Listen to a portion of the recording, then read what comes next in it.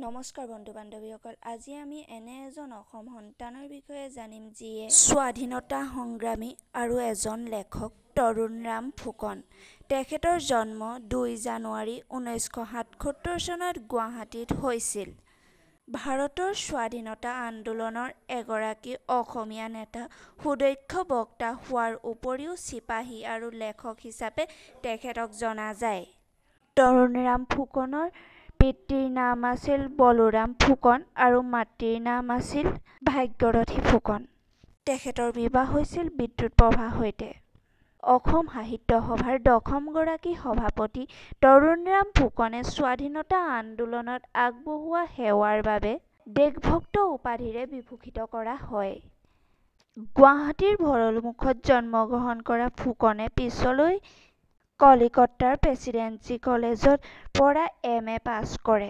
পৰৱৰ্তী সময়ত লণ্ডনত ওকালতি কৰিবলৈ যায়। তেখেত অসমৰ তৃতীয়জন বেৰিষ্টাৰ। ওকালতিৰ বৃত্তিৰে নিজৰ কৰ্মজীৱনৰ পাতনি মেলা ফুকনে গুৱাহাটীৰ ল' কলেজত কিছুদিন শিক্ষকতা কৰে।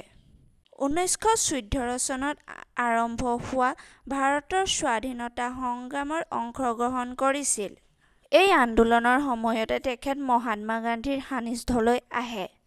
1936 চনত তেখেতে এটা ৰাজনৈতিক দলৰ গঠন কৰে। 1920 চনত তেখেতে স্তুতিমালা নামৰ এলানি স্তুতি কবিতা লিখে। অসমীয়া বাহিৰেও তেখেতে উড়িয়া, হিন্দী, বঙালী, সংস্কৃত, ফাৰ্চী আৰু উৰ্দু ভাষাত লিখা-পঢ়া কৰিব পাৰিছিল। তেওঁৰ 28 জুলাই 1939 চনত মৃত্যু হয়।